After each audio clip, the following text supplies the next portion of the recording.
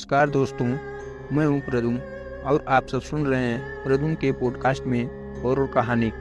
और जैसा कि मैं हमेशा कहता हूं कि वैसे तो आप सबने बहुत सी हॉरर कहानी सुनी होंगी, लेकिन मुझे उम्मीद है कि आज की यह हॉरर स्टोरी सुनकर आपको सच में डर का एहसास होने वाला है। बस आपसे मेरी इतनी गुजारिश है कि आप हमारी इस कहानी को पूरा ज़रूर सुने और हमारी यह हॉरर स्टोरी आपको पसंद आती है और साथ ही आप हमारे चैनल पर अगर पहली बार आए हैं तो प्लीज़ हमारे चैनल को सब्सक्राइब करें। तो चलिए बिना ज़्यादा आपका समय न लेते हुए इस कहानी को शुरू करते हैं। मोहित एक साधारण लड़का था जो अपनी पढ़ाई पूरी करने के बाद नौकरी की तलाश में था। जब उसे कोई अच्छी नौकरी नहीं मिली तो उसने अपने माता पिता के लिए ऑटो चलाना शुरू कर दिया। शुरुआत में यह काम उसे कठिन लग रहा था, लेकिन धीरे धीरे उसने इसमें भी महारत हासिल कर ली। एक दिन की बात है जब मोहित रात के समय अपने ऑटो से घर लौट रहा था। रात के लगभग 11 बज रहे थे और सड़कें सुनसान थी। अचानक एक महिला ने हाथ देकर उसका ऑटो रुकवाया। वह महिला सफ़ेद साड़ी पहने हुए थी और उसके चेहरे पर अजीब सी उदासी थी। मोहित ने सोचा कि यह महिला किसी परेशानी में है क्या, और उसने उसे अपने ऑटो में बैठा लिया। महिला ने उसे एक सुनसान इलाके में ले जाने के लिए कहा। मोहित को थोड़ा अजीब सा लगा, लेकिन उसने ज़्यादा सोचा नहीं और उसे बताए हुए पते की ओर चल पड़ा। जैसे ही वे उस सुनसान इलाके में पहुंचा, महिला ने मोहित से कहा कि वह कुछ देर के लिए ऑटो रोक दे। मोहित ने ऑटो रोक दिया और महिला को उतरने दिया, लेकिन जैसे ही महिला उतरकर आगे बढ़ी, वह अचानक गायब हो गई। मोहित के रोंगटे खड़े हो गए। उसे समझ नहीं आ रहा था कि यह क्या हो रहा है। उसने तुरंत वहां से भागने का निर्णय लिया। मोहित ने ऑटो तेजी से मोड़ा और वापस लौटने लगा। रास्ते में उसने देखा कि वही महिला फिर से सड़क के किनारे खड़ी थी। इस बार उसके चेहरे पर एक भयानक मुस्कान थी। मोहित का दिल जोर जोर से धड़कने लगा था। उसने तेजी से ऑटो चलाना शुरू कर दिया, लेकिन उसकी गति के बावजूद वह महिला उसके सामने ही आती जाती थी। मोहित के मन में तरह तरह के ख्याल आने लगे थे। क्या वह किसी भूत प्रेत के चक्कर में फंस गया है? उसने सोचा कि वह किसी मंदिर के पास जाकर शरण लेगा। उसने ऑटो मोड़ा और एक मंदिर की ओर चल पड़ा।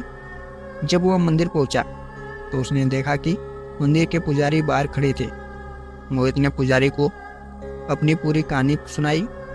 पुजारी ने उसे बताया कि वो महिला वास्तव में एक आत्मा है जो इसी इलाके में कई साल से भटक रही है। वह एक दुर्घटना में मारी गई थी। उसकी आत्मा अभी तक इस दुनिया में भटक रही है। पुजारी ने मोहित को कुछ मंत्र दिए और उसे कहा कि वह इन्हें जोर से पढ़े और अपने ऑटो में कुछ पूजा पाठ करवाए। मोहित ने पुजारी के कहे अनुसार वही किया और कुछ दिनों के बाद उसे राहत मिली। वह आत्मा अब उसे परेशान नहीं कर रही थी, लेकिन इस घटना के बाद मोहित ने फैसला लिया कि वह अब कभी भी रात के समय ऑटो नहीं चलाएगा। उसे यह सबक मिल चुका था कि कभी कभी अनजान लोगों की मदद करना खतरनाक भी हो सकता है। इस घटना के बाद मोहित ने अपने दोस्तों और परिवार वालों को अपनी कहानी सुनाई। सभी ने उसे समझाया कि वह हमेशा सतर्क रहे और रात के समय अकेले सफ़र करने से बचे। लेकिन मोहित की यह कहानी सुनकर उसके कुछ और दोस्तों ने भी अपनी डरावनी घटनाओं को साझा किया। अजीत, जो कि मोहित का बचपन का दोस्त था, उसने अपनी कहानी सुनाई। अजीत भी एक ऑटो ड्राइवर था। एक रात की बात है जब अजीत अपने ऑटो में अकेले सफ़र कर रहा था। उसने एक व्यक्ति को देखा था जो हाथ देकर ऑटो रोकने का इशारा कर रहा था। अजीत ने ऑटो रोका और उस व्यक्ति को बिठा लिया। वह व्यक्ति काफ़ी चुपचाप था और उसने ज़्यादा बात नहीं की, लेकिन जैसे ही अजीत ने उसे उसके बताए हुए जगह पर पहुंचाया और मुड़कर देखा तो वह व्यक्ति वहाँ से गायब हो चुका था। अजीत को यह समझ नहीं आया कि आखिर वह व्यक्ति कहाँ गया। अजीत ने अन्य ड्राइवरों से इस घटना के बारे में बात की तो पता चला कि ड्राइवरों ने भी इसी तरह की घटनाओं का सामना किया है। यह इलाका वास्तव में भूतिया था और यहाँ रात के समय कई अनजान आत्माएं भटकती है।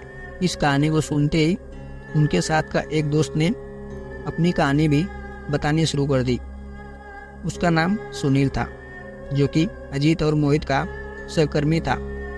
अपनी कहानी सुनाई।